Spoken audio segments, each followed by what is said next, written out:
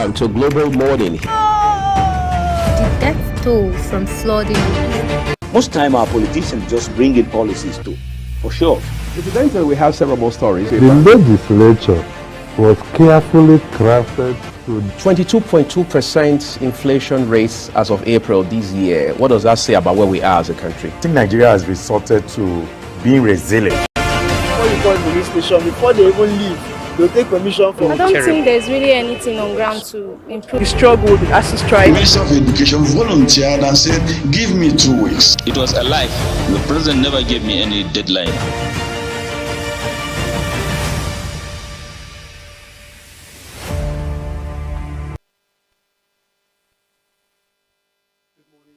Welcome to Africa's finest breakfast show. It's Global Morning on Global Television. My name is Anthony Momodi. Welcome you to the 6th day of December 2024. We're glad to know you're out there and part of this great family. We intend to make your day truly amazing. I'm not alone. I've got Juman Mountain also here to ensure that your day is beautiful. Good morning, Juman. Good morning, Anthony. It's great to be on the program Global Morning, and good morning to all our viewers out there. Hope it's TGIF. Thank God it's Friday. And of course, we have a lot to bring to your table today. Good morning. And of course, Anthony has done the introduction. I am Jumai Manson. It's great to be here, Anthony. Well done. All right, we've got some very interesting trending stories across Africa's largest black nation, Nigeria, which the list is not, but the tax reform bills that's causing a lot of issues, a lot of back and forth. Just yesterday, the Presidential Committee did meet with the National Assembly to iron out the gray areas, and we're hoping that would probably put to bed all the issues and worries of the Northern Caucus that has constantly bickered as regards the tax reform bills. So that will be on our discuss on today's edition of the program. We'll also be looking at issues that will be playing out in Ghana. The Ghanaian presidential elections are drawing close, 7th of December, and we've got Yaga Africa from Nigeria, a civil society organization, had deployed his members to observe that election alongside INEC and some National Assembly committees to see how that elections would go through. And just of interest is, are you kind of concerned the fact that Nigeria is sending some election observers to Ghana to monitor the upcoming presidential elections, and especially when you put into consideration the issues we always have in Nigeria when it comes to elections? For me, it's just my own opinion, not Global Television. I think we've not gotten to that part yet where we should send military election observers to other countries when we've not perfected what we have here. You know that when we have elections, whether gubernatorial or presidential elections, there's always this rift of going back to court to either it's not free and fair, we go through that. Of course, we know the INEC process when it comes to electoral process in Nigeria. I think we should, they say remove the lump from your eye before you remove the lump from another. I think we have a long way to go. It's just my own personal opinion. I think we should get it right first as Nigerians when it comes to electoral processes before we delve into others.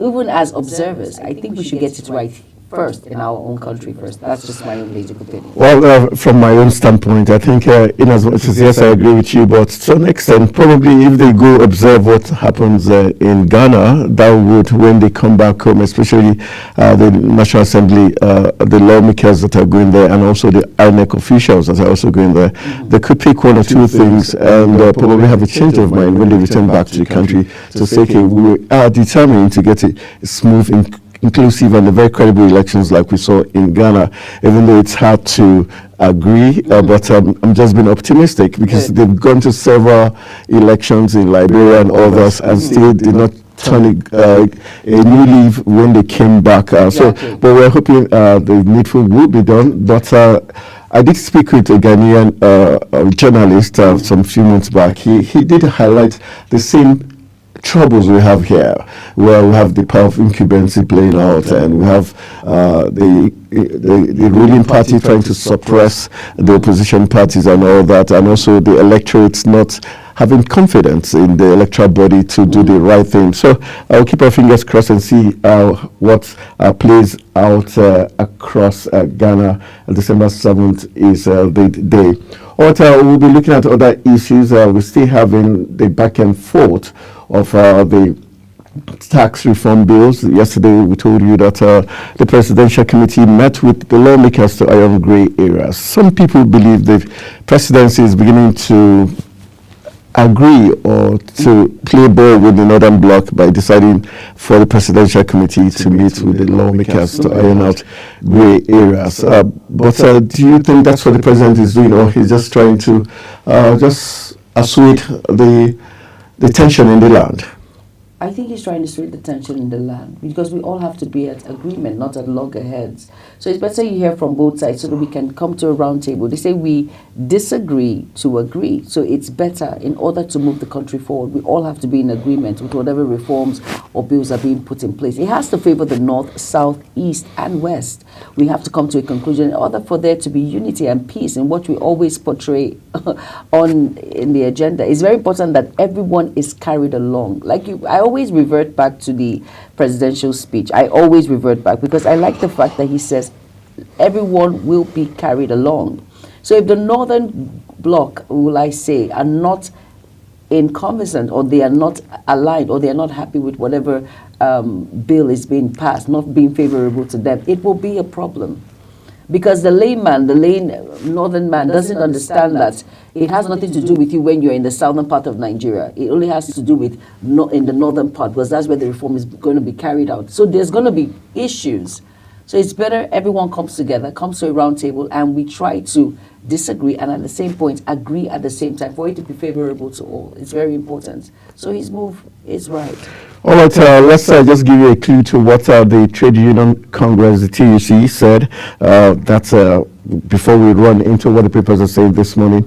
The Trade Union Congress is saying that it has issued a steady warning to Nigerians against politicizing the tax reform bills. The TUC president, in the person of Festus Osifo, gave this warning in an interview on the TV channel. According to him, the bills are good, adding that the concerns raised are to be expected. Looking at what he said, and we also had Sheikh Ahmed Gumi, respected cleric from the northern region, but for me, for the very first time, saying things positive light. He said the bill is of good for Nigerians. He did not say it didn't favor the North. So don't you think it's more about the elites who are causing more rifts? Because if Sheikh Gumi can say it's positive and good for the North, he's a clergyman, and he's so smart and intelligent, so he knows what he's saying. Don't you think it's all about the northern elite trying to twist the president? Well, let me say something, and this is just my own opinion. It's just only one person that has come out to say it's favorable to the North. That is Sheikh Gumi himself, just him.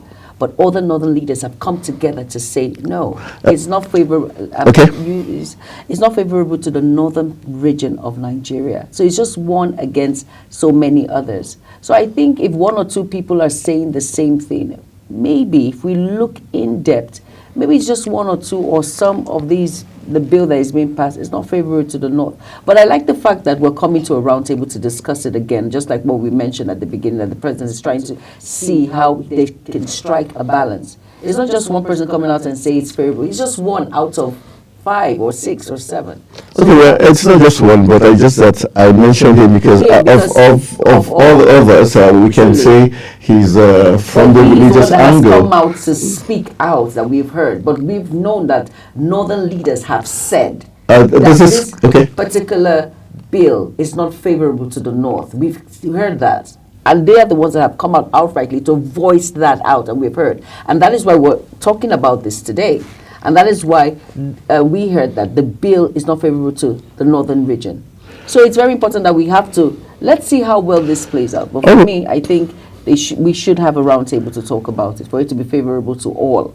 All right, while we're that discourse, we've got Ben Shimanga, who is from the African Service of the Deutsche Welle, joining us via Zoom to help us look at some of the talking points. But just to put it down, that in some school of thought, it's believed that the northern governors, because they are lazy, according to one of the lawmakers, that's why they are putting down this bill without looking into it, and also because this bill is meant to challenge them to improve the IGR, that's internal generated revenue, and also not to just depend on the monthly allocation that comes to them as a state. So let's join Ben Shimanga, who is joining us via Zoom, to help us look at what's some of these very interesting talking points.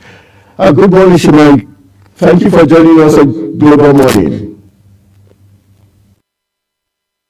My producer says we should give him a while. All right, and while we're doing that, we'll be going for a very quick break. When we return from this break, hopefully, we'll be looking at two talking points. Then we'll be running into what the papers are saying this morning. Stay with us.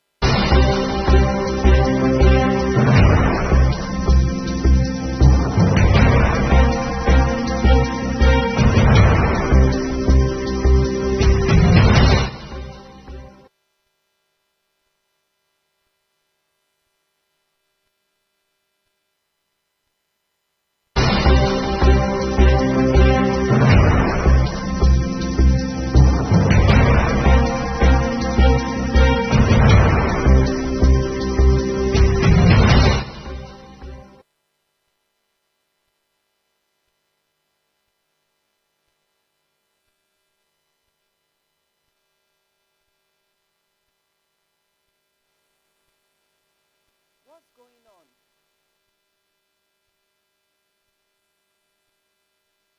Then let us be talking now. You want Oga to call and be saying that why is this thing on? Bring us back in till he joins us.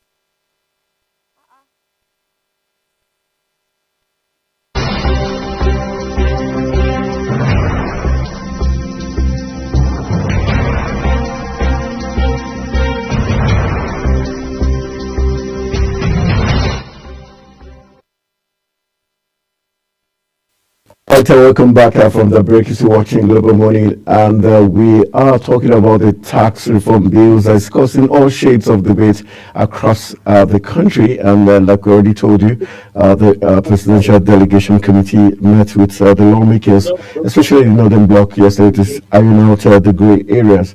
And that's going to be the focus of our discourse today. And also, we'll be talking with our second guest, Ocha Emmanuel, who will also be highlighting 2024 as regards the policies and governance strides that has been achieved in the year 2024. But hopefully, we'll be joined by Ben Sharon soon, so that we can get his perspective as regards issues making the rounds. Just to draw your attention to the fact that the year is ending. For you, what will be your highlights of the year? The highlights of the year as an individual or as a Nigerian? Okay, as a Nigerian, we'll do better. As a Nigerian, the increment of the minimum wage for me. Okay. At least that's a step in the right direction. Of course, a lot of individuals from what they were earning before compared to what they earn, it might not be big, but it's something. At least it can get by. Not that it can actually, take them home. But okay. At least it's something. The increment was the highlight. That's the highlight for me.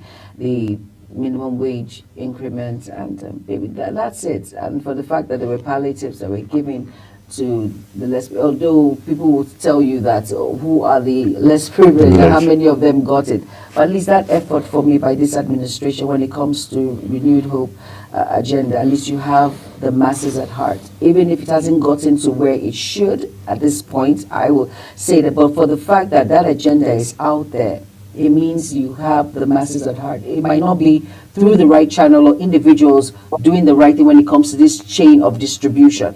But for that alone, for me, it's a take home for me. At least that is something. You have the less privileged individuals who are finding it hard to get by. You have them at heart for me. And of course, the increment in the minimum wage.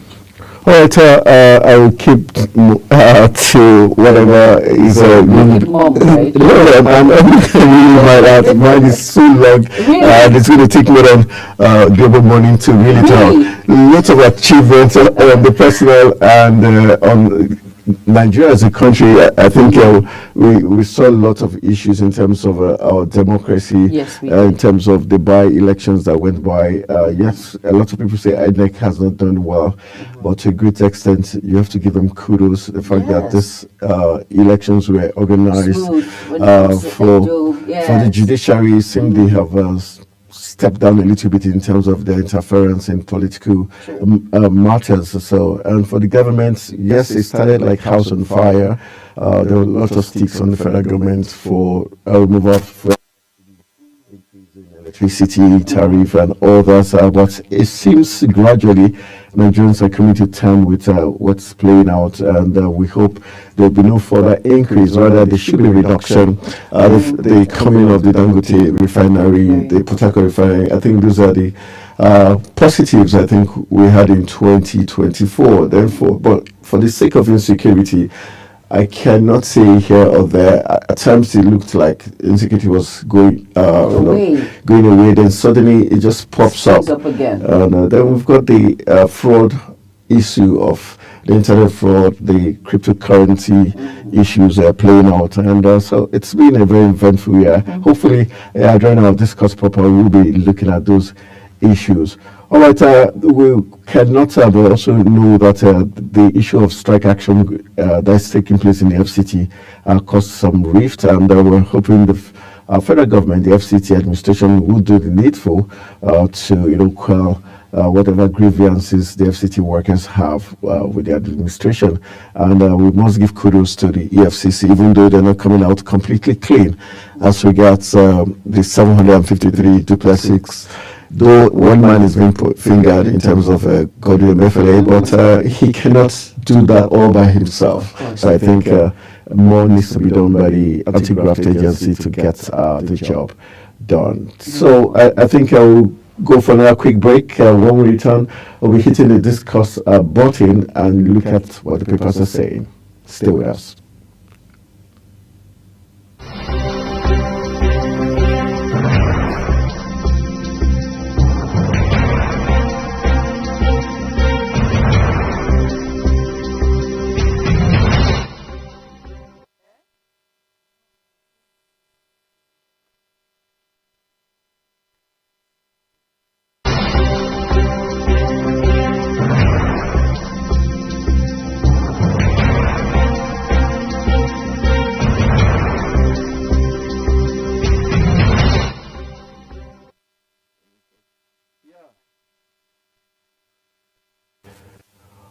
Welcome back from that break. We're joined now by Ben Shemang of the African Service of Deutsche Welle to help us look at some trending stories making the rounds on in the papers and also some talking points. Good morning, Shemang. Thank you for joining us on Global Morning.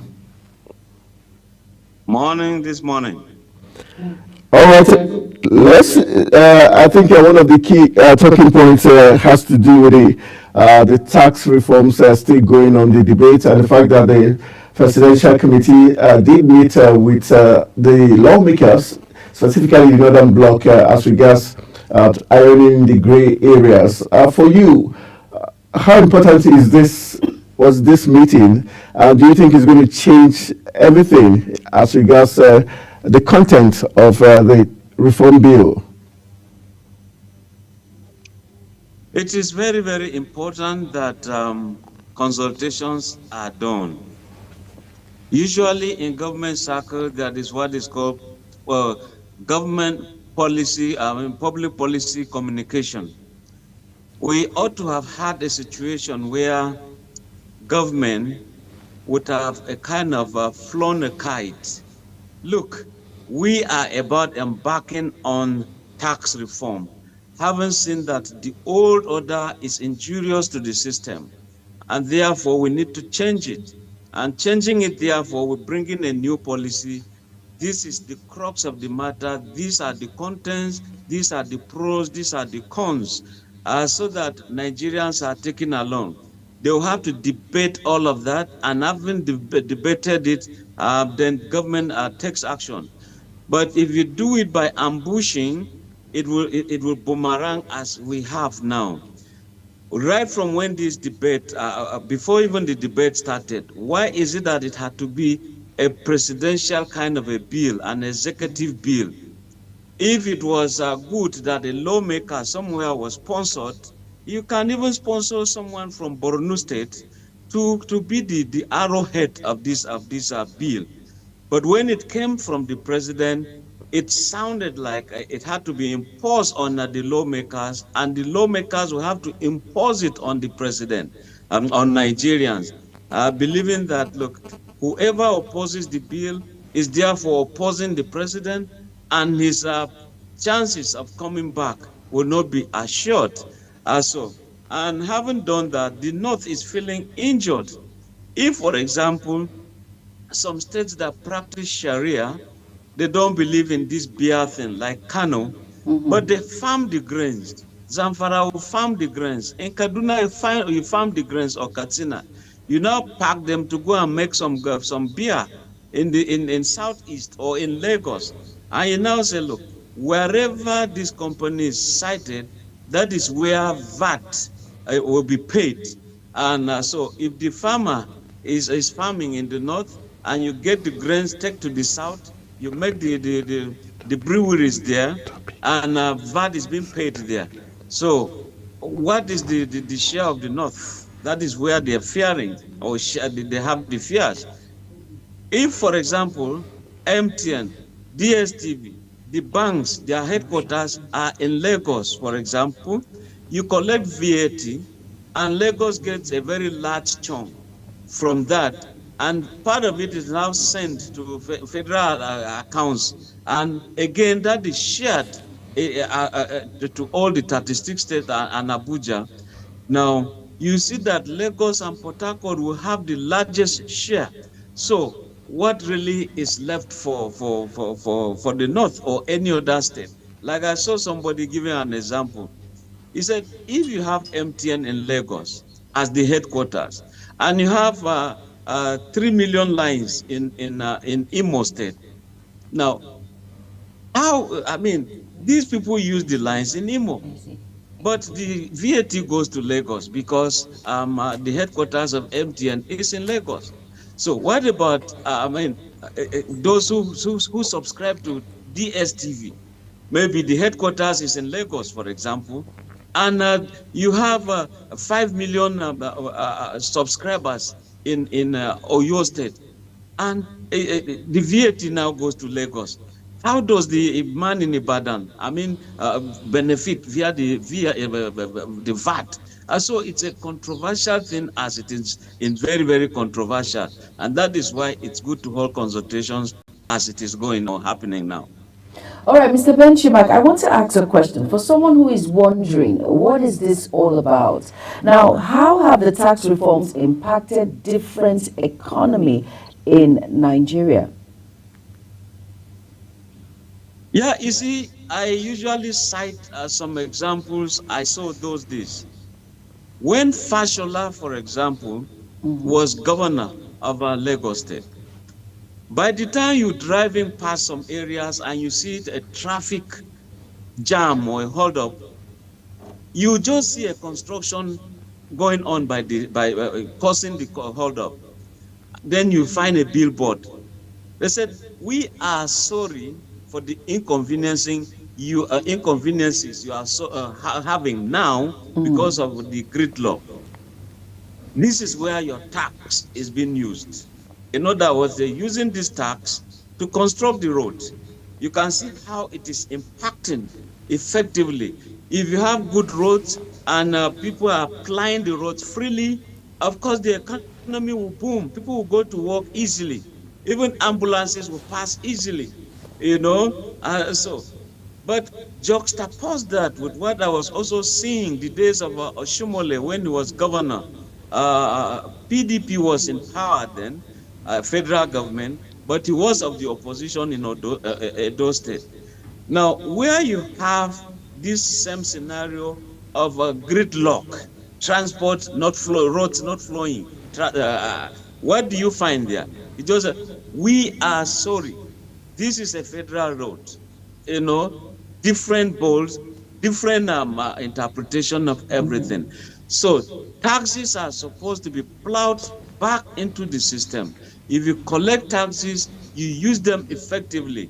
If you want to construct hospitals, taxation will come in because people have been taxed. But people are worried as to this progressive tax system. The higher you earn, the more you pay.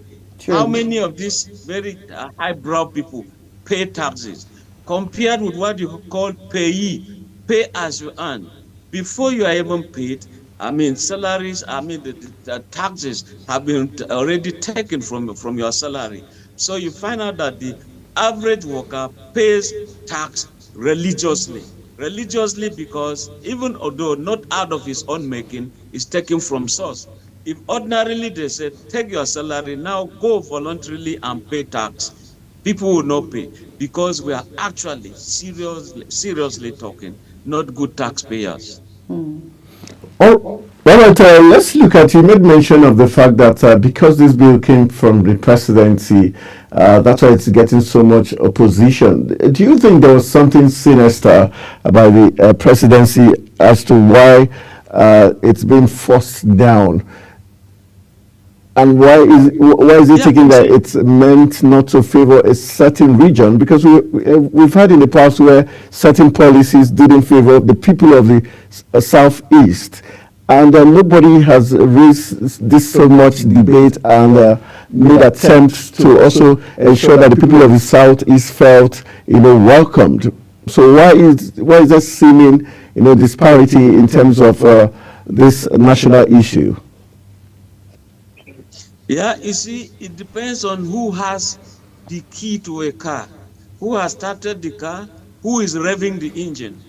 In other words, if there were some people, stakeholders, opinion molders, who felt or didn't feel like conscientizing people, you see that opposition will be less.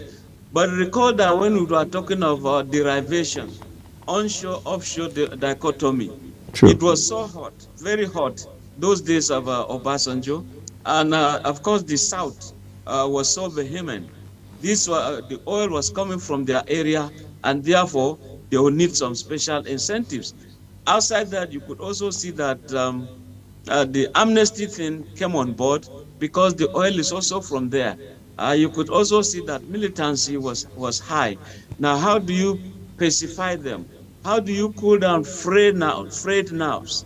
So this program came on board. If at the point the North is feeling injured and therefore they have people who can rev the engine, cry out very loud and clear to the ears of some people, and that is exactly what is happening. But if you check in many parts of the country, the moment you see an executive bill, there is always a special interest. And that is why some people feel, look, this is APC. Remember at the point they said, whoever has offended the system, whether in corruption, Oshumole will always say, cross over to APC. Your sins will be forgiven. And of course, your heart so clean, tabula rasa, very clean like the mind of a baby, very innocent. So when you do have Ahmed Lawan of those days, Senate President, who will say that anything from the executive, he was not going to be like Bukola Saraki, who will always oppose, scrutinize, and oppose. That is the beauty of democracy, different arms of government. So you keep each in check. So when APC came, you could see that borrowing was going on. And nobody was checking them. Today, we are paying heavily for it.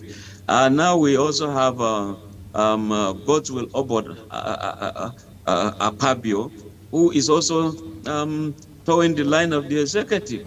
Is it that we simply want to have an easy way out of it when we should scrutinize first? We are not saying there has to be this PhD, pull him down or pin him down or pin her down syndrome. No, we are just simply saying scrutinize and let it be good. All right, on the final note on that talking point, just from your perspective, do you think while the northern leaders are hell-bent on ensuring that it doesn't say through, is because it does not necessarily favor the elites, or is it because it doesn't favor the people, the masses in the northern region? Because there's a school of thought that believes these separate tax reform bills are meant to strengthen the state if they take the initiative to improve the IGR and also not totally depend on the allocations that comes to the federal government. Don't you think this is an opportunity for the northern governors to improve and diversify their sources of income? Yes, it is true. But if the North begins to tax every meal, every grain, it says a lot, because quite a lot of food comes from the North, whether we like it or not. After all, we've been hearing of Lekki. Lekki, that's Lagos KB rice. It's a kind of a joint project. You farm the rice in KB State and you process in Lagos. So how do you share that VAT-wise? But in reality, it's not as if the North is saying, just jettison everything, throw it away into the dustbin of history. No, there are some areas they say that they tend to be a bit injurious. And talking of IGR, I agree with you that sometimes the North appears to be a bit beggarly, too dependent. And since the oil was found, virtually everything came to a standstill. If out of groundnut and cotton, the northern region was able to do what it was able to do, or cocoa in the south was able to do what was done, palm oil, palm kernel, and all that done in the east, and mining, so be it. But again, you also look at the level of which you have solid minerals in the north. The crisis you are seeing in Zamfara is really not about tribal or religious thing. You go and find out the kind of natural endowments in these northern states. They have not been explored anyway. So if therefore the North can pay attention to it, or the federal government, since mining is actually that of an exclusive legislative list, the federal government should also pay attention to many of these mining sites, and you'll see that it's going to be better for the North, for Nigeria in general, instead of talking of just regionalism. Just like some people saying, okay, let's go to true federalism, control your resources. The North will feel, okay, we've not been able to explore the mineral resources so well in the North. Therefore, it's like we're going to be marking time with a huge population. The North actually has some problems, and that's why even taxation, you tax every poor man there. It will not be too okay. Bearing in mind that the policy of Kano State has always tilted towards some welfareist kind of let's share, take care of everyone, as opposed to some people feeling that, look, there has to be some great employment, great companies are being created here and there. All right, let's just move away from that talking point. We know that the Edo State NLC chairman, Mr. Kaduna, was slumped and died when he had this altercation with the Nigerian police at a checkpoint. The NLC president, Joe Ajaero, has called for the immediate arrest and prosecution of the police officers. Can you put that event that played out? Do you blame the Nigerian police force for the sudden slump and death of that NLC state chairman? Would you put it that way? Yeah, you see, I think that we shouldn't have a police force. We should have a police service. like immigration service, like correctional service, you know. But the situation where they're supposed to be protecting citizens, citizens are now the victims. It's always not the issue. Even if you are not to talk about the position of the man, first of all, you talk about the rights of every human being, right from inception or conception rather. That person in the womb has that right to live. Not to talk of a full-blown human being. You are seeing, he is talking to you, you know. You are supposed to protect him. Even if he has done something, there are infractions that are sinnable, that are touchable, they are palpable, you know. You are supposed to, look, that's why in the developed world, they start with an apology. Sorry, you have to follow us to, and they put please there. But with us, this issue of, do you know who I am? This issue of, because you carry an AK-47, the issue of, because you are in uniform, and when the police are doing their job, you merely touch, merely resisting arrest is an offense. Not to talk of, you do battery, you do assault, it is an offense against the police force. But that does not give you the guarantee, the latitude to load it on every human being. In fact, a child in nursery school you must protect, not to talk of an adult. An assault on the policeman is an assault on Nigeria. An assault on a Nigerian who is not in uniform is an assault on Nigeria. It's a collective kind of a thing. Therefore, the life of a human being is sacrosanct. The rights of the Nigerian, irrespective of who you are or who he is or who she is sacrosanct. They ought to protect it and not bring in power, force to bear. Force, you see, democratically, those policemen must be brought to book, no matter who they are. Looking at the issues the federal government has had with NLC in the past couple of months and years, do you think, and also the Nigerian police force, do you think justice is going to be gotten for Mr. Kaduna, who lost his life? Yeah, I mean, was there any trial? There was no trial. So when it comes to some people thinking that I am doing this on behalf of the police force, it is at this point that the police will say, see, the law will tell you there are actions you took that are strictly yours. Vicarious liability, strict liability. So if the Inspector General said you do this, it becomes the duty, the fault of the entire police force, by implication, the federal government of Nigeria.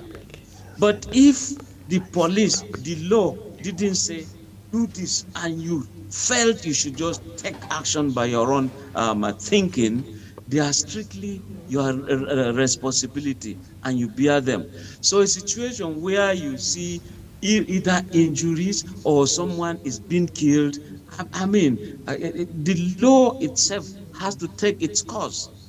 Even if there is killing has to be approved by the law. And let us know, was there any trial? So we always know that there is this altercation between the NLC and the authorities, the NLC versus the police. But that does not mean that at a checkpoint or even with the commissioner of police, not to talk, even if it were the Inspector General of Police, you cannot just feel that you are the Inspector General of Police because there is a general attached to your name and nomenclature, that you take the laws and just simply do what you feel you should do. No, due process of the law has to be taken. Was there an accusation? Was there an arrest? Was there any a trial? Was there any conviction? Was there any sanction that this conviction should result to death? Was the death carried properly? So all of these gamut of questions will have to be answered.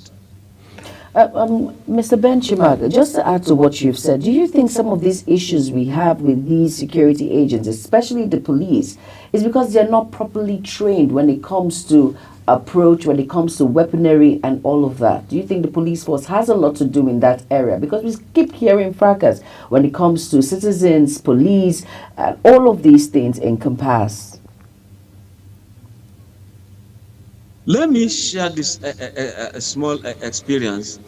You see, the Civil Defense Corps, when it was set up, it was the army that trained them in Kachia in terms of handling of weapons, the discipline before the weapon handling. And that's why you hardly find what you call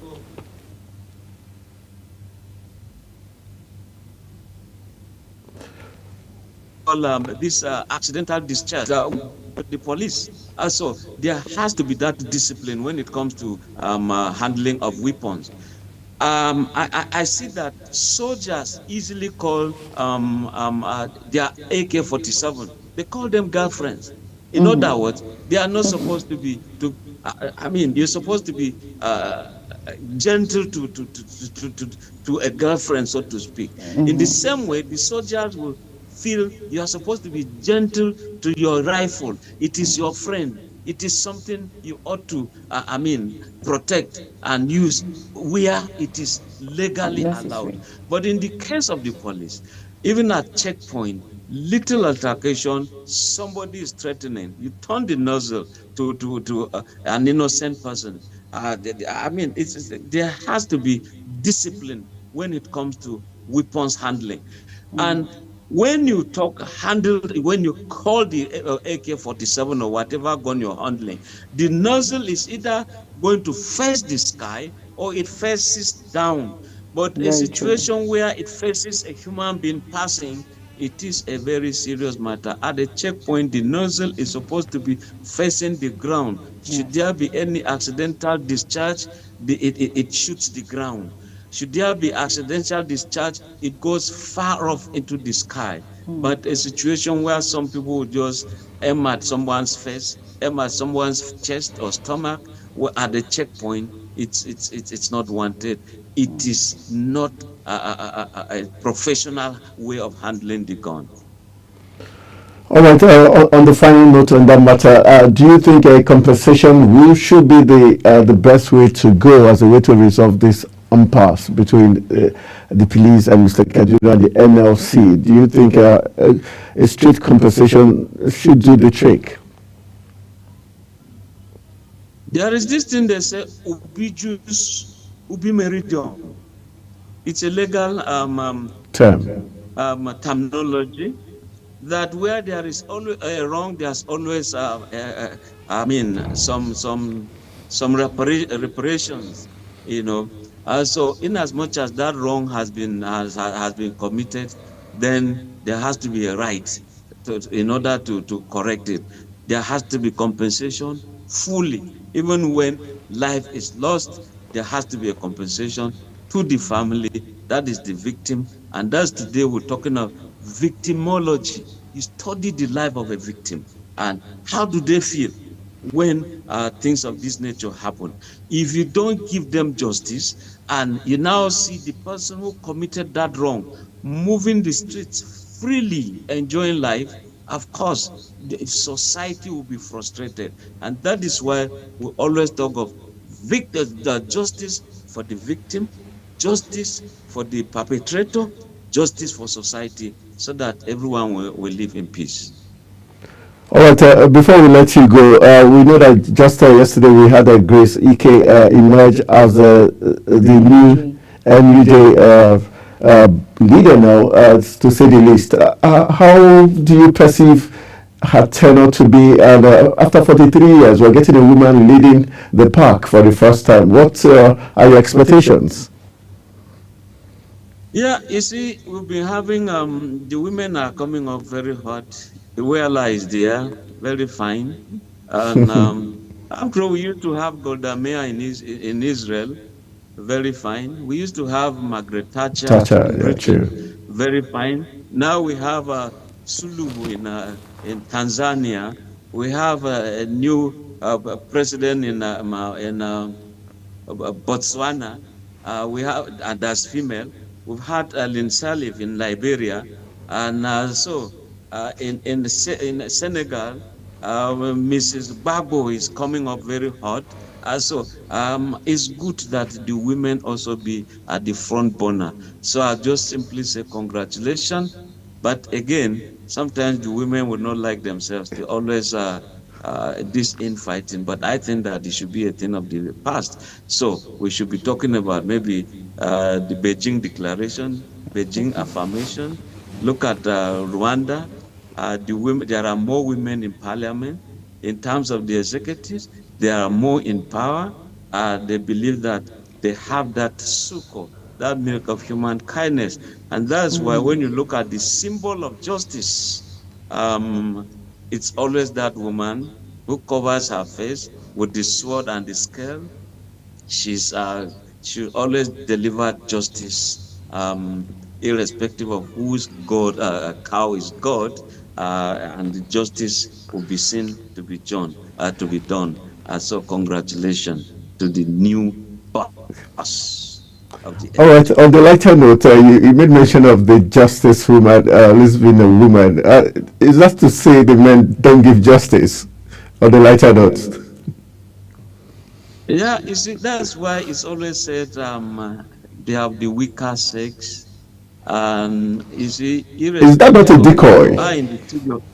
No, it is not. I want to come in here because that's a decoy to get away with murder.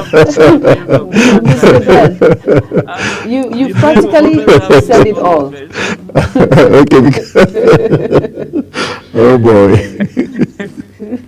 You practically said it all. I don't know why Anthony will want to bring in. He has said it all. Women are soft. They give justice, unlike men. So I don't understand why you're just a question. On the spot. Just a question. I just want to be sure. All right. It's always a pleasure talking to you, Ben Shibang of the African Service. Thank you for your very fantastic analysis this morning. Thank you. Helping us look at what people say. You have final words. Yes, thank you so much, Mr. Ben Shibang, especially for emphasizing what the women folk are all about, giving it their all when it comes to justice, when it comes to being empathetic, when it comes to issues. Thank you so much. Let me just inject I think my cameraman behind the scene, Okon, does not quite agree. All right, we'll be going for a quick break. Hopefully, when we return, it's going to be the Global AM News to get you well informed as regards the big talking points. But before we run off, that issue that played out in Kaduna, do you think it was just a coincidence that he slumped and died? And I might not necessarily mean that the security agencies were at fault, even though, yes, there was an altercation. I think maybe, first of all, there definitely must have been an altercation. Yeah, there was, to give him that, to stir up that tension. It's not easy for someone to just slump, although it happens. But sometimes because of his health, and maybe there was a threat somewhere that triggered that. My own opinion. Yeah, okay. But I think that was what must have led to it. But of course, his wife was there, his spouse. Yeah. So she will come out and tell us what really happened in that matter. All right, very sad commentary there, but our heart goes out to the family of Mr. Kaduna, and we hope the government of Edo State, we know that Senator Mundo Okpeholo has a human heart, so hopefully he also tried to condole with the family and the NLC as a body. Our heart goes out to you all. So let's go for a quick break. You're still watching Africa's Finest Breakfast Show, Global Morning. Stay with us.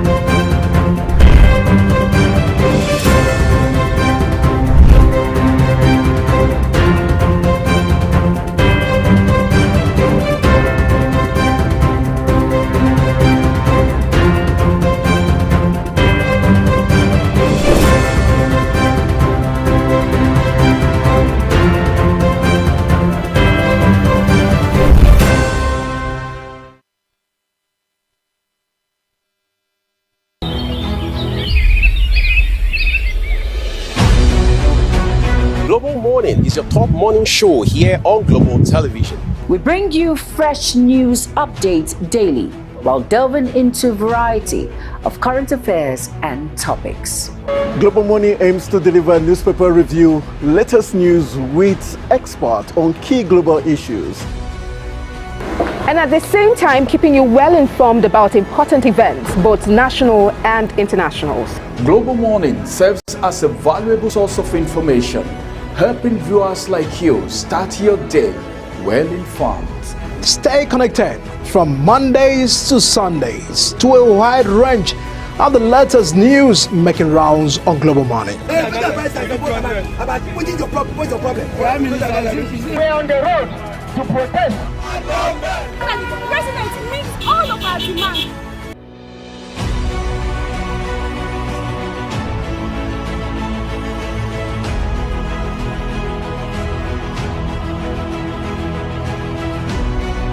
This is Global Morning.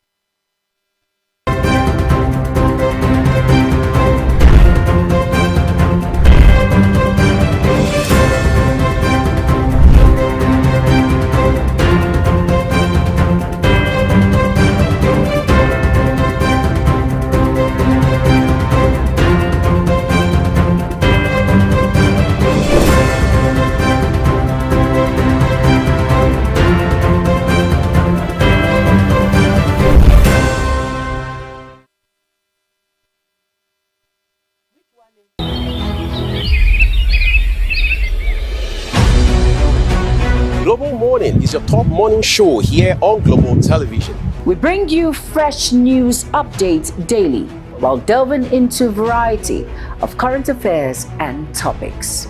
Global Morning aims to deliver newspaper review, latest news with experts on key global issues. And at the same time, keeping you well informed about important events, both national and international. Global Morning serves as a valuable source of information, helping viewers like you start your day well informed. Stay connected from Mondays to Sundays to a wide range of the latest news making rounds on Global Morning. We're on the road to protest. The president meets all of our demands.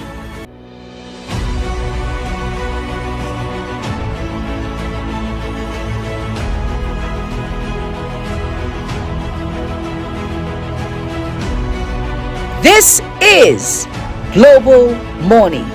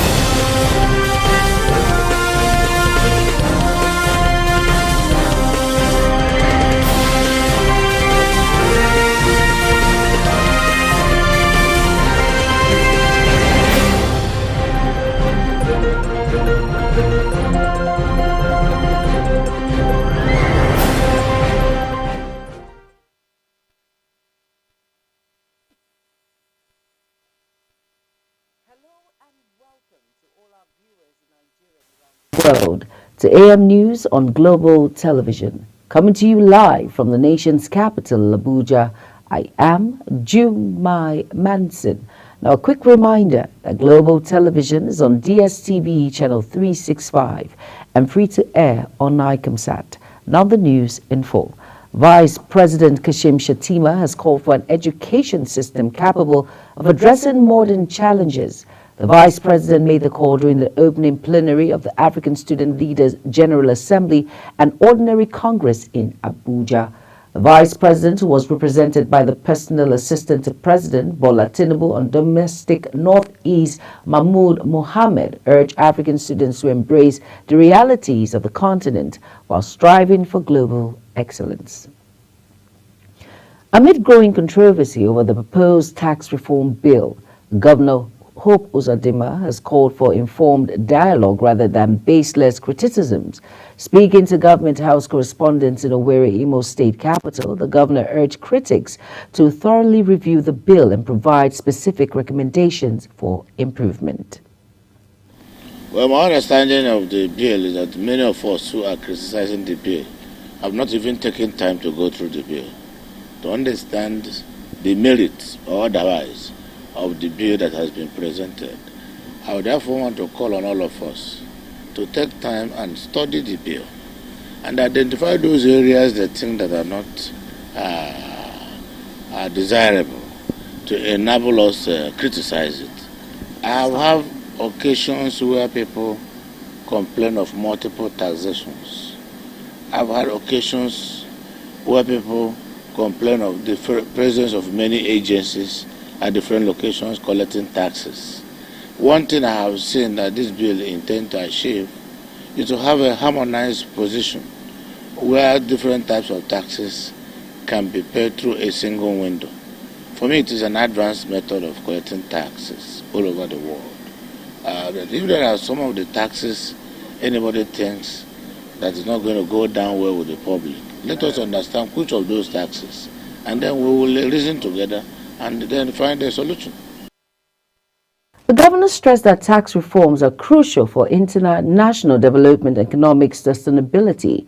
He encouraged lawmakers, economics, and citizens to collaborate in refining the bill to ensure it meets Nigerians' developmental needs. A fire has engulfed a section of Queen Elizabeth Hall, a female-only hostel for undergraduates at the University of Ibadan.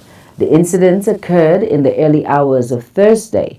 Although the exact cause of the fire remains unknown as of the time of filing this report, the fire primarily affected the offices of the hall warden and the secretary, raising concerns about the safety and security of students residing in the facility. Confirming the incident, Director of Public Relations at the University, Joke Akinpelu, said the cause of the fire has not been officially determined and said investigations are underway. The Senate, at commencement of the plenary, replaced the Chief Whip, Senator Tahir Mongunu, with Senator Kaka Shehu to represent the Northeast Geopolitical Zone in the committee scheduled to meet with the Attorney General of the Federation on the tax reform bills earlier. Recall that the Senate had constituted a 10-man committee headed by the minority leader, Senator Abba Moro, to meet with the AGF and address the gray areas in the tax reform bills that have ignited opposition to the bills. But the Senate resolved that the principal officers of the Red Chambers should not be part of the meeting apart from the committee members. The Senate leader, Senator Okpeyemi Bamidele, in his submission during plenary, however, Senator Moro was made chairman of the committee to ensure transparency. In another development, a bill proposing the creation of a coastal state from the current Ondo state has passed its first reading in the Senate. The bill, sponsored by Senator Jimo Ibrahim, representing APC in Ondo State, seeks a constitutional amendment to enable the establishment of the new state, aimed at fostering development in riverine communities within Ondo's Southern Senatorial District. Speaking on the bill, Senator Ibrahim emphasized the importance of the proposed coastal state in accelerating the socio-economic growth of the region, particularly its riverine areas. Addressing concerns over alleged plans to incorporate the Ondo Southern Senatorial District into the proposed Ijebu state, the senator opposed the idea as he declared that the district must remain part of current Ondo state or the proposed coastal state. Ahead of December 7th general election in Ghana, former President Goodluck Jonathan has led a delegation of the West African Leaders Forum Observation Mission to Accra. The forum's communications officer, Wealth Omonabo, said on arrival in Ghana, Jonathan urged Ghanaians to be patriotic and work for the peaceful, free and transparent election. He commended the people of Ghana for their enduring commitment to democracy values, noting that Ghana's history of peaceful political transition serves as a beacon of democratic governance across Africa. Over now to the Nigerian Army has organized a workshop aimed at enhancing cooperation between the military, media and other security agencies to address the growing challenges posed by the digital media landscape. The event, held at the Nigerian Army School of Public Relations and Information in Giri, Abuja, brought together security and paramilitary representatives, media professionals and online publishers. Kike Lomo Okere has details. The workshop themed Leveraging Digital Social Media Influence for effective military operation within a joint environment was designed to explore how media can serve as a force multiplier in supporting military operations.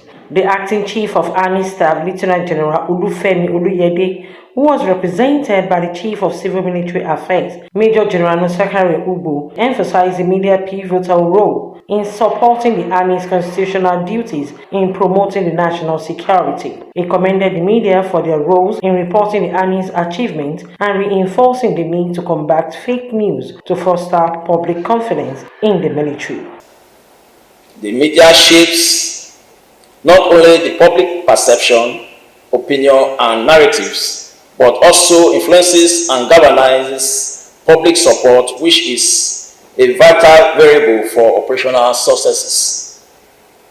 To this end, the continuous and seamless collaboration between the Nigerian Army and the media must be maintained at all times. The Director of Army Public Relations, Major General Onyema Nwanchukwu, highlighted the crucial roles of the media in shaping public perception, particularly in the era where digital platforms often fueled misinformation and disinformation. He noted that while social media presents opportunities for the military to communicate its successes, it also poses risk by spreading false information that can undermine public trust and national security.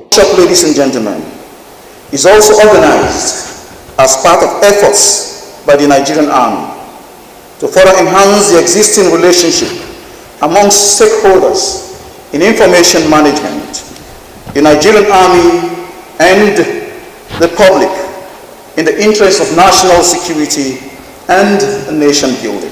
The Commandant, Nigerian Army of Public Relations and Information, Lieutenant General Adamu Ngude, announced his plans to modernize NASPRI, transforming it into a world-class institution aimed at equipping Army personnel with advanced skills to navigate modern media challenges. He says the workshop is aimed to strengthen the partnership between the military and the media to foster understanding, improve information management, and craft positive narrative to back national security efforts.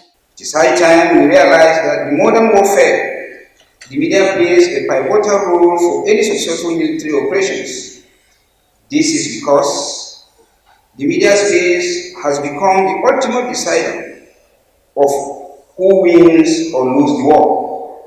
Therefore, the need to always collaborate with media for successful military operations becomes paramount for promoting the right narrative and messaging. The workshop elaborates the importance of seamless collaboration between the Nigerian Army and the media in achieving national security goals. Kikelomo Okeri, Global Television News. Defense Headquarters says troops of internal operations in the 5 theaters across the country have neutralized over 8,000 terrorists, arrested 11,623 others, while 6,376 hostages were rescued between January and December 2024. Director Defense Media Operations Major General Edward Buba gave the figures at the bi-weekly update on military operations. Said troops also recovered over 8,200 weapons, 211,459 ammunitions, and stolen crude oil. In a bid to ensure the development of quality infrastructure across Imo State, Governor Hope Uzodimma have been touring various ongoing projects aimed at addressing the state's infrastructure gaps and improving the quality of life for its residents. Amarachi Ibe was on the governor's entourage and now reports. The governor began his tour at the Emmanuel Iwuanyanwu Convention Center in Owerri, a flagship project designed to transform the state into a hub for national and international events. The convention center, once completed, is expected to boost tourism, create job opportunities, and elevate Imo State's profile on the global stage. The governor moved to the Control Maria Assumpta Cathedral flyover, a critical infrastructure project aimed at easing traffic congestion in the state capital. The flyover is expected to significantly improve the flow of movements within Owerri. So all we have seen is all the facility and international conference center. 80% complete. We saw the flyover at Assumpta Cathedral roundabout, almost 70% complete. You've come to Olu, you've seen the road, the Banana Junction next. In our quest to decentralize government, we have taken it upon us to build a government house next in Olu and another one in Okigwe. Next on the list was the ongoing rehabilitation of Eziachi-Olu Road, a key link road connecting several communities. This road, which has long been in a state of disrepair, is being revitalized to enhance access and improve transportation for residents. Governor Hope Uzodimma also visited the new government house annex. He commended the contractors for staying on the track with the project timeline and emphasized the importance of such projects in boosting governance efficiency. It's not only a federal road, it's also connecting some other states. From here you can get to Anambra State. From here you can get to Akwa Ibom State and Abia State. And the level of devastation is so alarming that ordinarily one will assume that it's above the strength of a state government. But we have borrowed courage somehow to see how we can rescue our people from this malady. Some residents of Eziachi expressed gratitude to the governor for reconstructing the road. Before now it has been flooded, and in fact I don't even follow this road going back home from because of the flood. Sometimes there are cases of where children are being drawn along the line. So it's a very serious problem. The governor also visited the Imo State Teaching Hospital, Olu, where a 200-bed medical facility is being constructed, which is expected to significantly improve the healthcare service for the people of Imo State. Governor Hope Uzodimma shifted his focus to the Umuchima erosion site, a long-standing ecological challenge threatening the livelihood and safety of residents in the south and north of the state, assuring the communities that his administration is fully committed to controlling the erosion and preventing further damage to the area. He expressed confidence that the project will be completed in record time with significant improvement to both the environment and the safety of residents. With the governor's assurance and ongoing efforts to address key infrastructure needs, residents remain hopeful that these projects will bring long-lasting improvement to the state, enhancing the well-being and quality of life for all.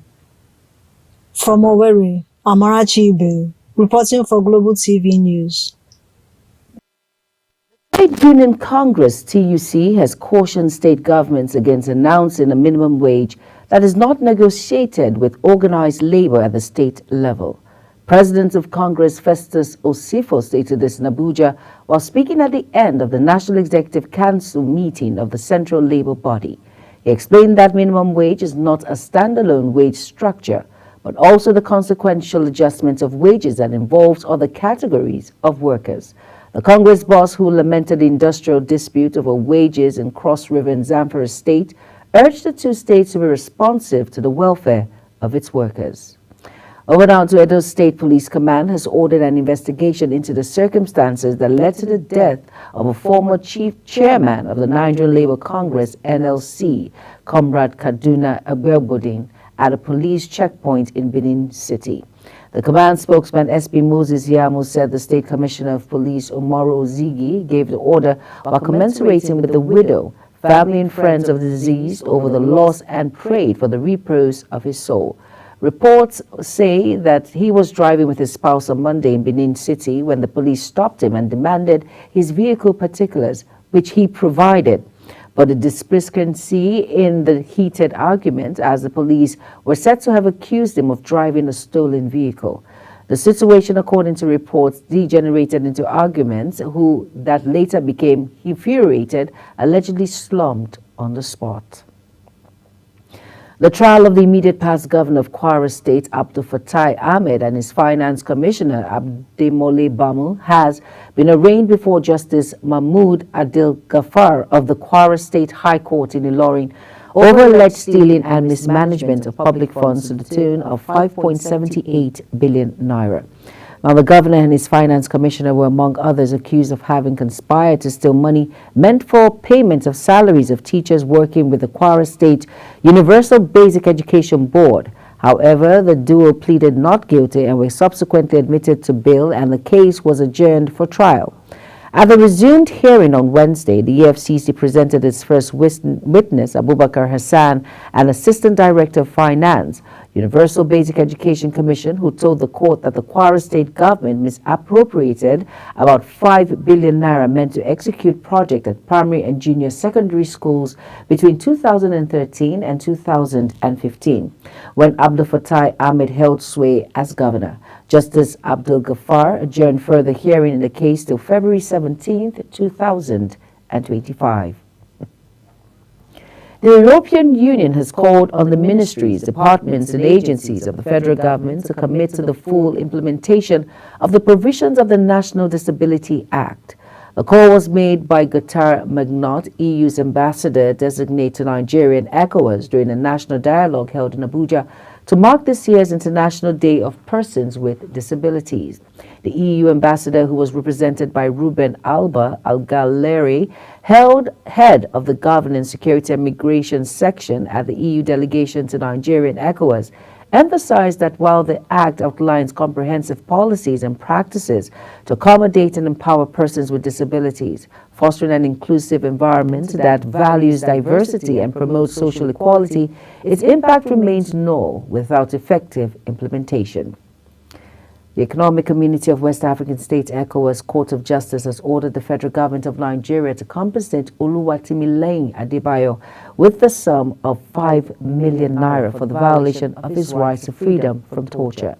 The court also ordered Nigeria to conduct a prompt, impartial, and effective investigation into the torture and persecute those responsible.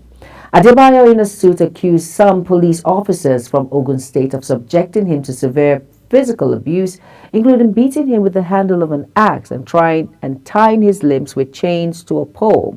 He said the ordeal caused him physical injuries, including trauma to his scrotum, and left him suffering with significant psychological distress. The federal government has confirmed that it has commenced sacking workers with certificates from uncredited private tertiary institutions in the Benin Republic and Togo. The federal government workers that are being dismissed are those who graduated from the institutions from 2017 to date. The spokesperson of the Office of the Secretary to the Government of the Federation, Shegun Imohosen, confirmed the development. You're watching AM News on Global Television, coming to you live from Nigeria's capital, Abuja. When AM News returns, UK Prime Minister Starmer promises economic revival amid bumpy start in power. Details of this, as well as business and sports stories, coming right after this break. Please stay with us.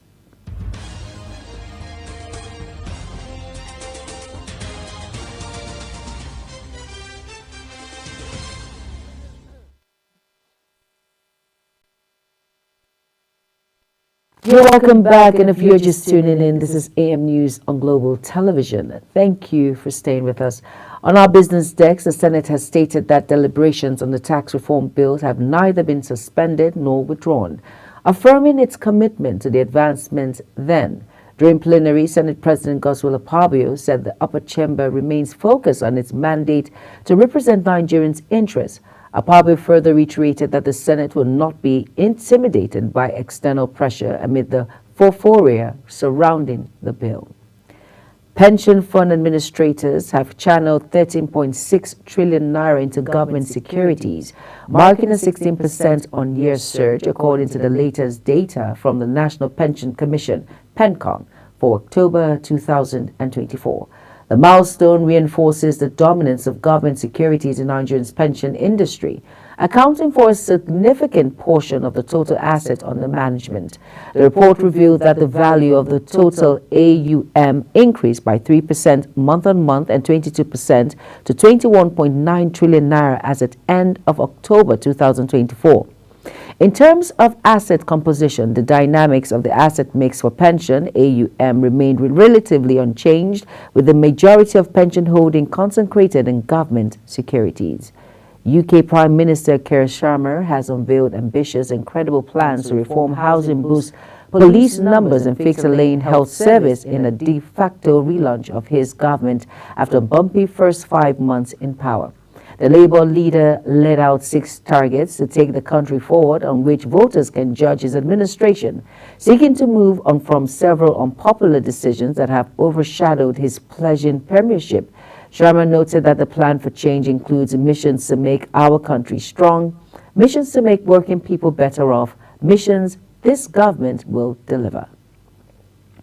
The governor of Delta State, Sheriff Oborowori, dispersed financial grants of 2,000 micro, small and medium enterprises, MSMEs in the state to grow their businesses and cushion the effect of the inclement economic realities in the country. Oborowori said the gesture was designed to empower the entrepreneurs to cushion its effect of economic hardship in the country. On our foreign news now, Togo is to hold its first election for the upper house of parliament, the Senate, on February 2nd, one of the last steps towards implementing a constant new constitution, the government said on Thursday. The overall abolishes the election of the head of state by universal suffrage and introduces a parliamentary system. It has been slammed by opposition and civil society groups as a ploy for President Fofore to hold onto power indefinitely. Togo's strongman has ruled over the small West African country of 8.8 million people since 2005, when he took over from his father in power for 38 years. Under the previous constitution, he would have been able to run for the presidency just one more time in 2025. New York police are continuing to search for a suspect after the head of U.S. insurance company United Healthcare was shot and killed in what they have called a targeted attack. Brian Thompson was shot in the back and leg outside the Hilton Hotel in Midtown Manhattan. Investigators said the words "deny, defend, and dispose" were written on the shell casing recovered at the scene of the attack. Colombian Finance Minister Ricardo Banola has resigned at the request of President Gustavo Petro after accusations that he turned a blind eye to the bribery of the parliamentarians. A former advisor accused Banola last week of knowing that lawmakers were being paid off in return for backing key reforms promised by Pedro. The Attorney General's office alleges that the bribe were paid with $200,000 taken from public funds, but Banola has maintained his innocence. However, Pedro said at a press conference that Banola would be replaced by his deputy, Diego Gavari. In sports now, the draw for the expanded FIFA World Cup takes place in Miami, offering a first glimpse into the fine detail of a tournament that have been viewed with indifferences or even outright hostility across parts of the football world. 32 star-studded club teams will be state-of-the-art arena in what is effectively an uncertainizer of the 2026 World Cup taking place a year later in the United States, Canada, and Mexico. In theory, the new-look competition ought to be an enticing prospect that sells itself a month-long football festival, the first large-scale club tournament to feature teams from all corners of the globe. Super Falcons and Paris FC showstopper Chiamaka Nnadozie have been named in the final shortlist of 5 to battle for the prestigious CAF Women's Player of the Year, to be decided at the Palais de Congrès de Marrakech, Morocco on December 16th. The Confederation of African Football CAF unveiled the top 5 nominees in each of the women's categories at the upcoming 2024 CAF Awards, with Nnadozie also listed for the Women's Goalkeeper of the Year prize, which she incidentally won last year. Now, according to the Continental Soccer ruling body, the 2024 CAF Awards cover the period from January to October this year. And that's it on AM News. And let's take a quick look at our top stories again. Vice President Kashim Shettima has called for an education system capable of addressing modern challenges. And in business, pension fund administrators have channeled 13.6 trillion naira into government securities, marking a 16% year-on-year surge, according to the latest data from the National Pension Commission, PENCON, for October 2024. On our foreign scene, New York police are continuing to search for a suspect after the head of U.S. insurance company United Healthcare was shot and killed in what they have called a targeted attack. And finally, on sports, the draw for the expanded FIFA World Cup takes place in Miami, offering a first glimpse into the fine detail of tournament that has been viewed with indifference or even outright hostility across parts of the football world. And that's it on AM News on Global TV, and it came to you live from the nation's capital, Abuja. A quick reminder that Global TV is on DSTV channel 365, on Star Times channel 276, and free to air on Nicomsat. Kindly follow us across all social media handles by showing on your screen at Global TV NG. I am Jumai Manson. Thank you for watching. Good morning.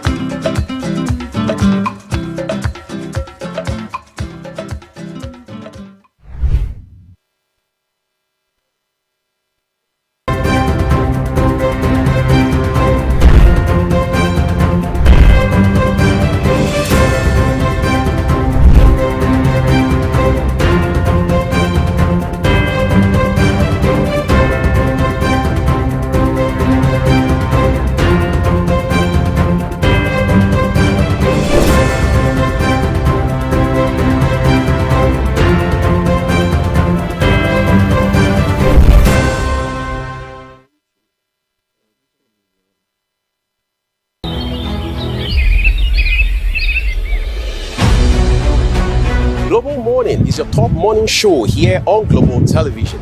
We bring you fresh news updates daily while delving into a variety of current affairs and topics. Global Morning aims to deliver newspaper review, latest news with experts on key global issues. And at the same time, keeping you well informed about important events, both national and international. Global Morning serves as a valuable source of information, helping viewers like you start your day well informed. Stay connected from Mondays to Sundays to a wide range of the latest news making rounds on Global Morning. We're on the road to protest. The president meets all of our demands.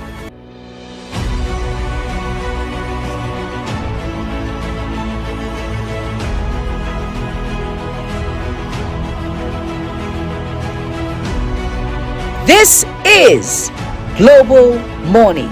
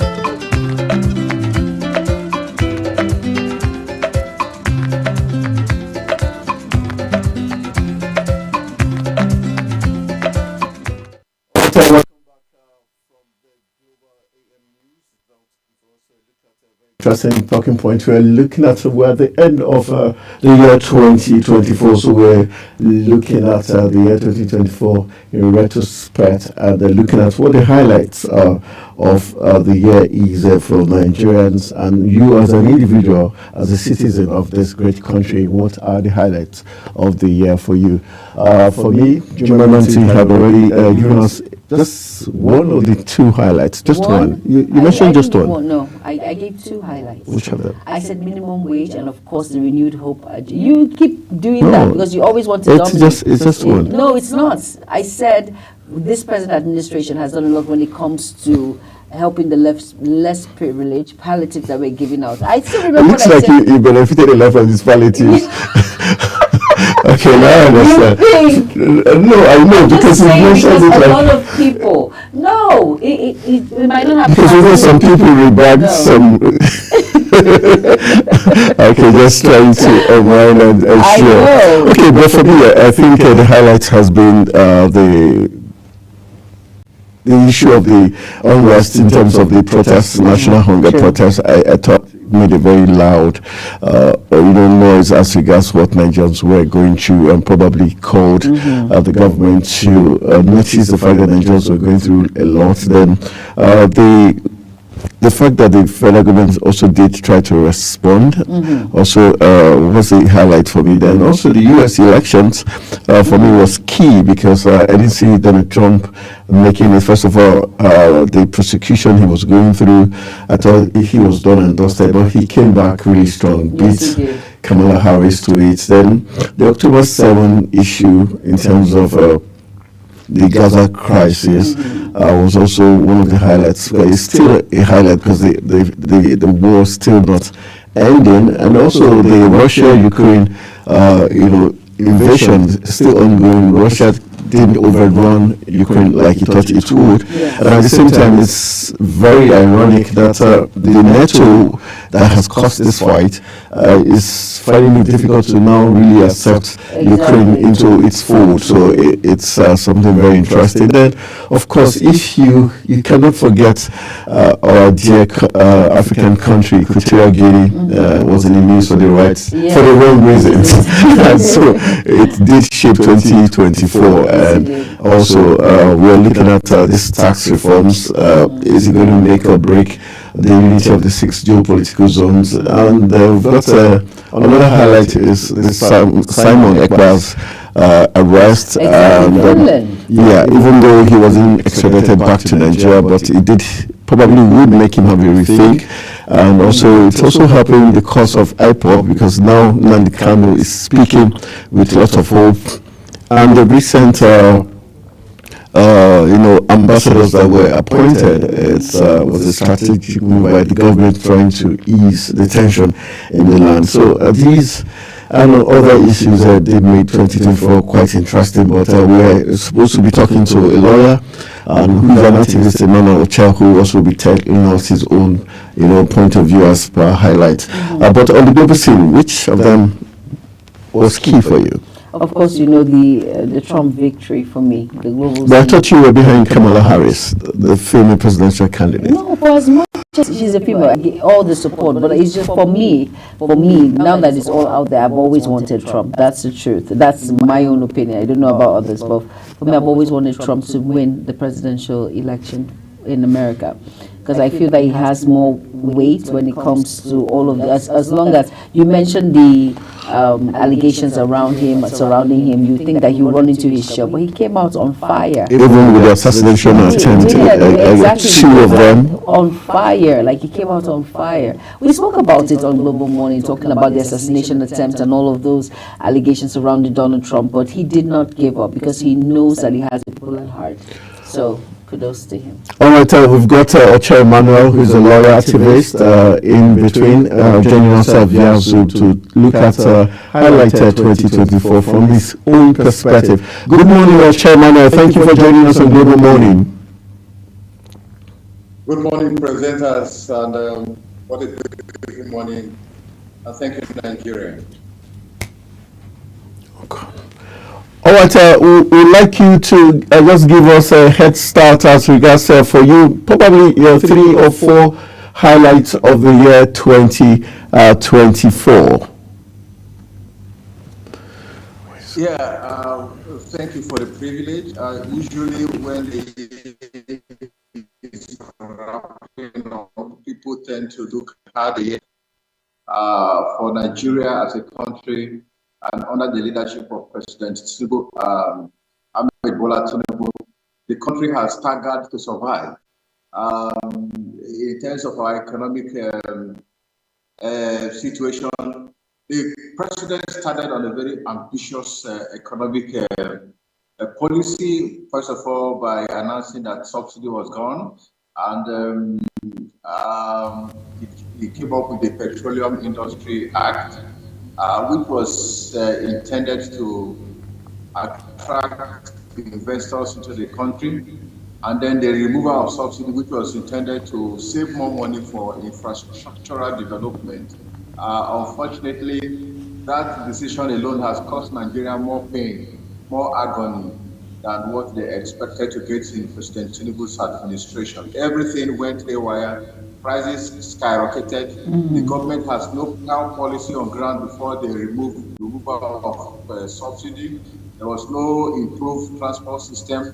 The commodity, the price control system of the country was totally down. I mean, the government did not or deliberately refused to avert our mind to the consequences of fuel subsidy removal. And that left Nigerians wallowing in squalor.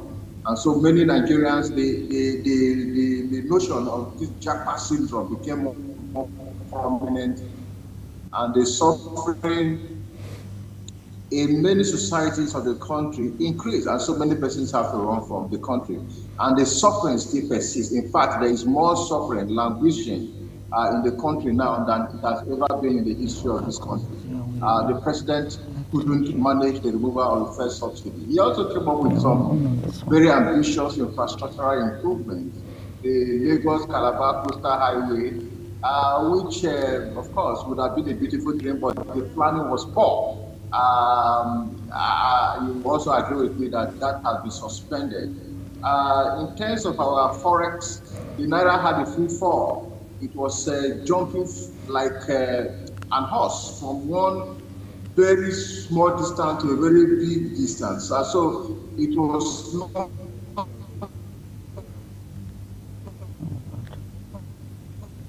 a good development economically in the last months now running. For most Nigerians, they expected something much more better than this from the poor political policies in the country.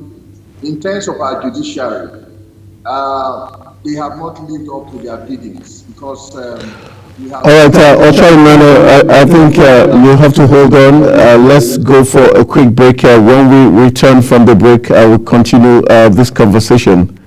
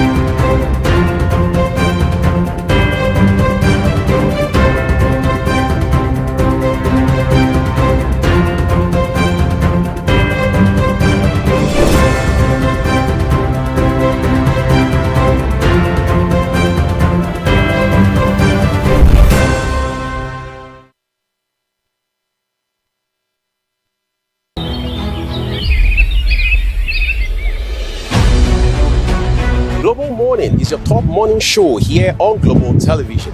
We bring you fresh news updates daily while delving into a variety of current affairs and topics. Global Morning aims to deliver newspaper review, latest news with experts on key global issues. And at the same time, keeping you well informed about important events, both national and international. Global Morning serves as a valuable source of information, helping viewers like you start your day well informed. Stay connected from Mondays to Sundays to a wide range of the latest news making rounds on Global Morning. We're on the road to protest. The president meets all of our demands.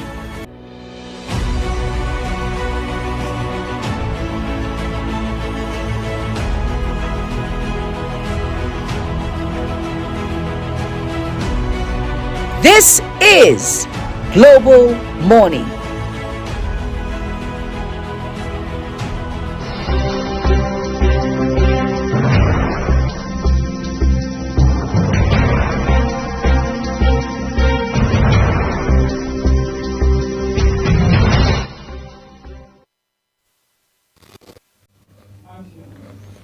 All right, welcome back. We're still looking at the highlights of 2024 in terms of governance and policies.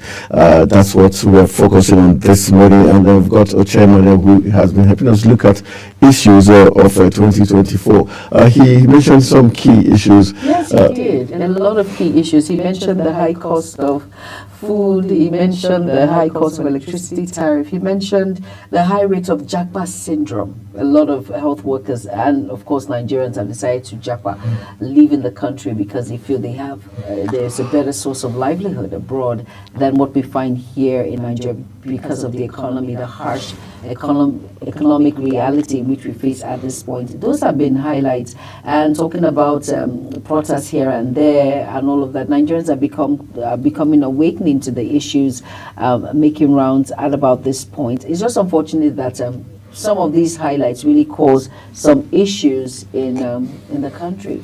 All right, definitely very strong issues that have put Nigerians in a very tough situation, a situation where they have to decide to, for the love of country, for the love of their families and other considerations, stick to the policies and try to move ahead regardless of the harsh economic situation they find themselves and miss the, litany of insecurity facing Nigeria. All right, let's get back to Chair Emmanuel as we get his take as regards what he feels his highlight for 2024 in terms of policies and governance in focus this morning. Chair, thank you for rejoining us on Global Morning. All right, we're still having some technical hitches, and hopefully we'll get it sorted out and we'll have him rejoin us.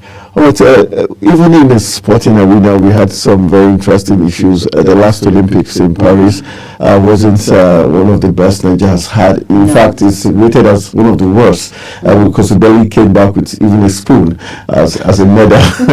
It became even more controversial where we had Ophelia Favour, Nigeria's best hope in 100 meters. It was so bad that the Athletic Federation of Nigeria forgot to register her in her best event, the 100 meters, and that was where we were hoping to get a medal or two. So yes, there have been investigations afterwards, but it just tells you how things have not been smooth sailing in the country.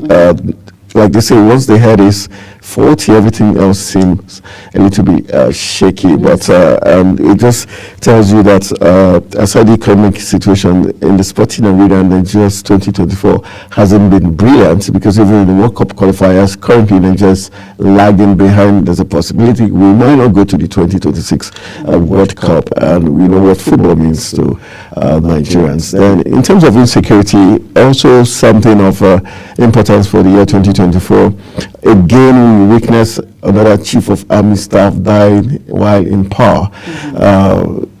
Lieutenant Colonel Tarid Lagbaja, very outstanding officer, and yes, and that's one of the key things. Even though we there are some controversies about him and the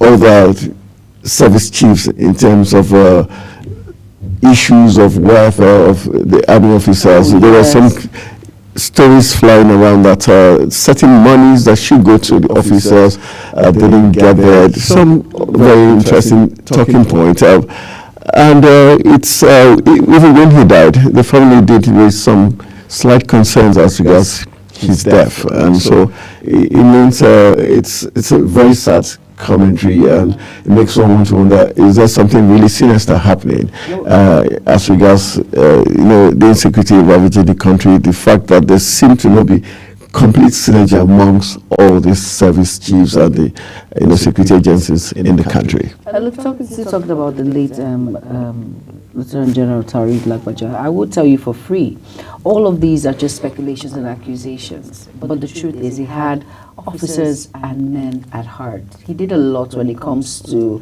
increments of salaries, welfare, and all of that. He had all of those things at heart. He did the best he could. He's an operationally right. He was an operationally right individual when he was alive, and I will tell you that he did a lot for officers and men in the Nigerian army. I will tell you that for free.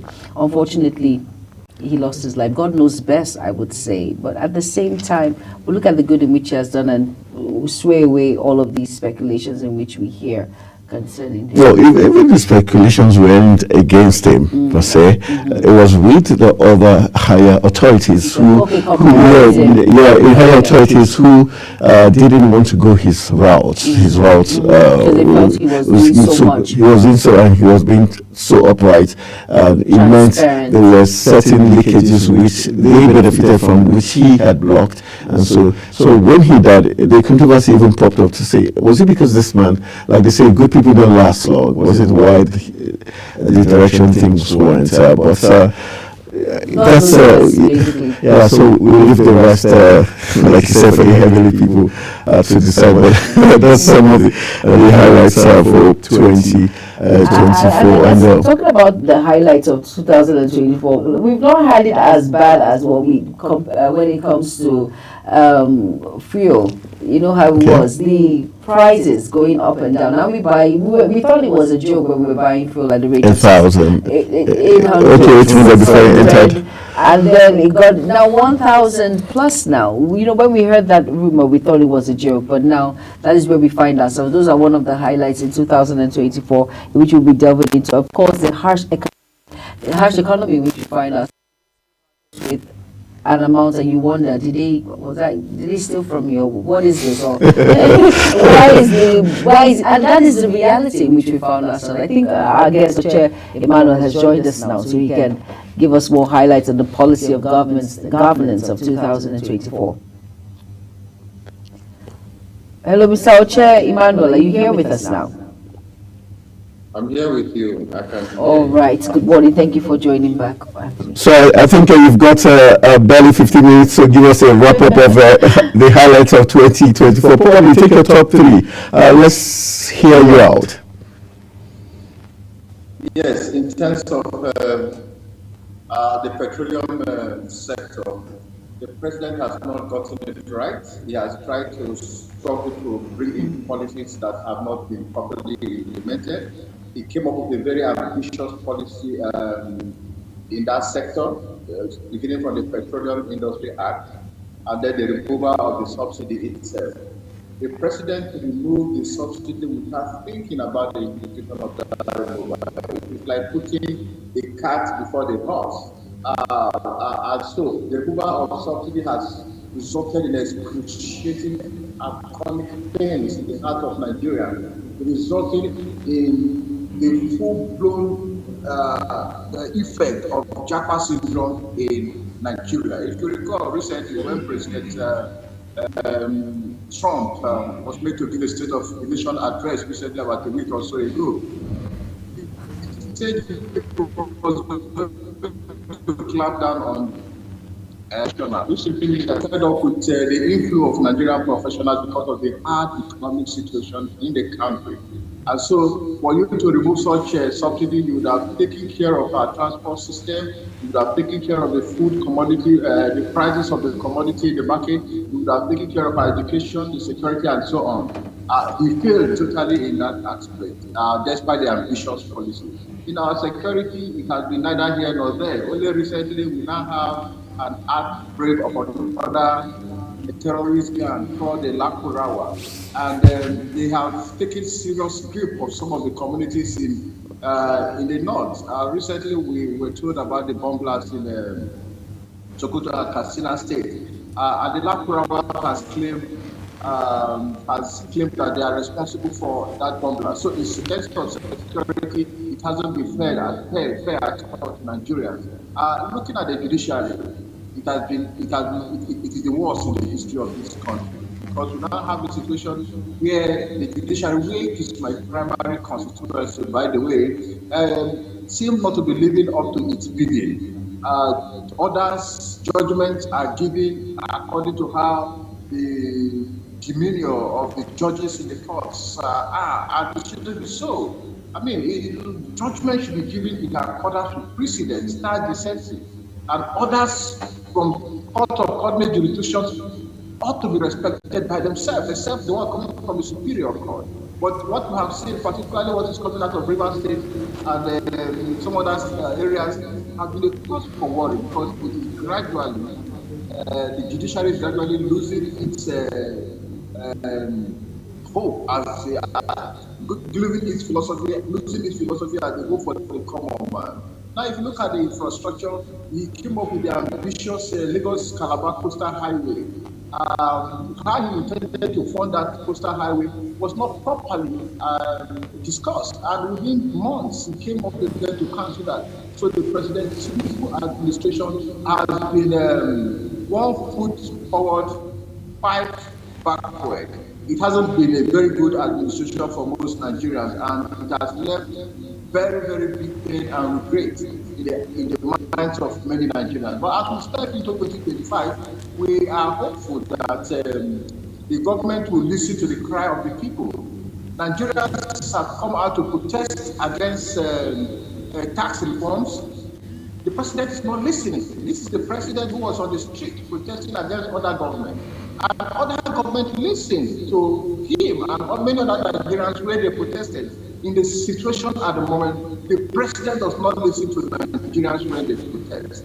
The president appears to be too comfortable with going ahead with the implementation of his policies, despite no matter how painful, how excruciating it is in the mind of Nigerians. Look at the ongoing tax debate. It is unimaginable that the president will come up with such ambitious tax laws without consulting stakeholders. And we know from now that the tax will not have the light of the day the way he wants it, but he is so determined to implement these reforms. A president should be a listening president. A president of any country that fails to be sensitive to the yearnings and aspirations of her citizens is likely going to face the anger of the citizens in a very organized manner, in a manner he never expected. 2025 promises to be another year of political activities. We are hopeful that as we step into 2025, he will not abandon governance for politics, because parties are going to begin to conduct their congresses. Party politics will begin to come over from February, January, and on. We hope that the president will not pass this last 2-3 years as a president who came up with so many ambitions but failed to achieve any. I wish him luck.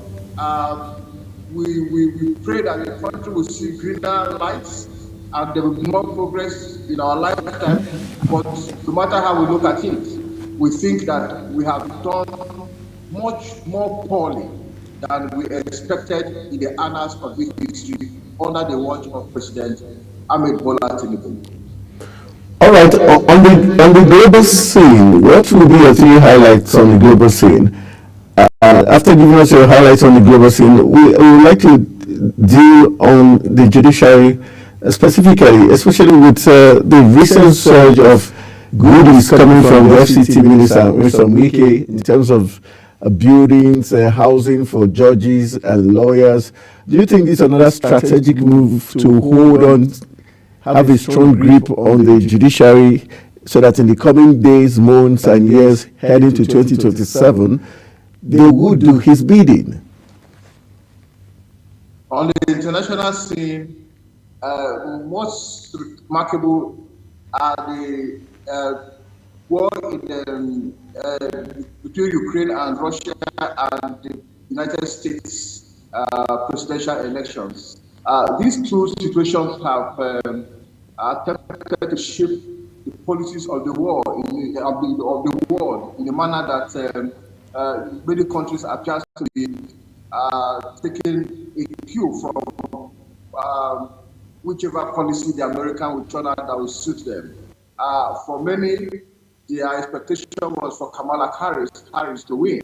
But for those of us who are constant followers of the United States elections, we knew from the one that Kamala Harris was not going to be a match for Donald Trump.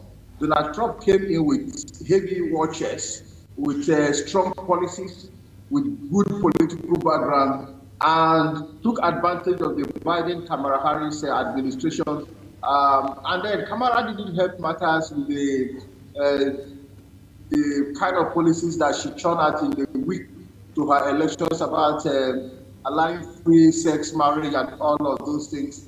And Trump, being an old war horse, took advantage of all of those resources and used the media heavily against Harris. And Trump won the election. Trump is a no-mean man. He's not someone that can be pushed around. He believes so much that America for America. And so he's going to come out with policies that will be much more beneficial to America without minding whose horse is God. He's going to severe his relationship with many countries and even going to dare other countries who dare to dare them. And so we are going to see a very, very different American policy against many countries in the days of Trump in office. On the war between Ukraine and Russia, for many pundits, they expected that Russia would have used Ukraine for breakfast. But we are surprised that Ukraine, as small as they are, have been able to withstand the storm from Russia. And that shows that, like David did Goliath, you must not underrate the strength of any country. We hope that Trump, having promised that he's going to end the war upon assumption in office, will use his goodwill and his influence and the American power to end the war so that both countries can live at peace. And then other supporting countries who are taking advantage of this war will also sheathe their sword and focus on their local economic policies. On the judiciary, I am particularly hot because that is my primary constituency.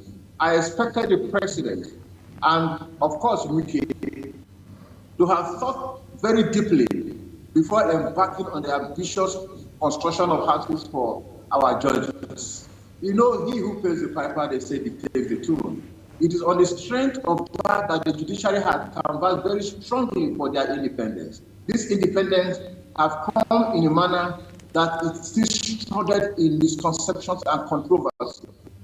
The executive has no business building accommodations for the judiciary. Such money should be paid into the National Judicial Council account. The judiciary on our own can come up with such ambitious infrastructural policy for her officers. And that would have been perfect, calm, and good, and even in accordance with the independence that we are talking about. If you are building and giving as gifts houses and cars to judicial officers, what do you expect of them? Of course. You know, the Bible even said a man's gift maketh way for him. Since the executive has turned themselves to a gift giver, whenever they want something from the judiciary, they will definitely get it.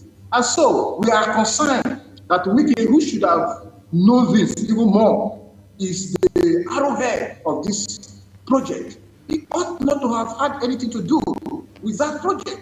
Such money, where available, should have been paid into the judiciary's account. And then the judiciary will execute such policies on her own. This same policy have painted the judiciary in a very wrong light before the public. It shows that there is no clear-cut difference or demarcation between the executive and the judiciary, and that is not good for our democracy. The judiciary should at all times remain above board, beyond any political inclination, and should consistently maintain to remain the hope of the common man. In the circumstance, I'm afraid what the impression will lead to. But I know for sure that the new head of the courts, Justice Kukure Ekun, has shown courage, has shown determination to restore the lost integrity of the judiciary. We are hopeful that before she leaves office, she will be able to turn the tides around and restore the judiciary to what its traditional role in the country is. And those who want to give to the judiciary should keep their gift. The judiciary can continue to live in their analog manner, in their archaic manner, provided they are serving the people. You can't come with such ambitious policy because you want to will the judiciary on the side. It's a dangerous precedent. It is dangerous not just to the judiciary, it is dangerous to democracy, it is also dangerous to our institutions of governance. And it's unfair. All right, well said. I want to thank you for highlighting your 2024 in that manner, and also looking at the global perspective, also giving us your take on that. And we hope that all you said as regards the judiciary, that the current CJN of Nigeria would do the needful. You said she has shown, but I wanted to ask you, what has she done specifically to convince you that the judiciary is going to get better? Because from what we see, it's like she's still playing the script of the presidency, but you should know better. Of course, there are many things she has done. She has had, current interactions with the lower court, the area court, the magistrate court, and have also warned them very sternly of any misconduct, and have asked that they reflect the primary perception of the judiciary at the local level. And so whatever they do has a way of affecting the general impression of the judiciary at the higher level. Don't forget that only about 3 weeks ago, some judges, erring judges, were sacked, and others were reprimanded. The chief judge in the Imo State, and I think one other state, they were all sacked and even asked to pay back the money they have received from the judiciary, from the government, in the years which they served as falsified member officers of the judiciary. And in some other states, the judges were reprimanded. Some were even asked to stay away from court for years, for months. These are very ambitious decisions that some of the previous heads of the court have refused to take. We are very hopeful that the woman, don't forget that today we have a woman as the head of the Court of Appeal, we have a woman as the head of the Supreme Court, and then the head who also doubled. All right, thank you very much, Ocha Emmanuel, a lawyer, activist, joining us on Global Morning this morning. Thank you for helping us highlight your big focus in terms of governance and policies for 2024. We urge you to enjoy the rest of your day, and thank you very much. Good morning. All right, we're going for a quick break. When we return from the break, we'll be looking at another discourse. We'll be talking to Baba Femi, who is Baba Femi Momo, who is an economist, to help us look at the current tax reform row. He's going to be looking at it from the nationalistic perspective. That will be after this break. Stay with us.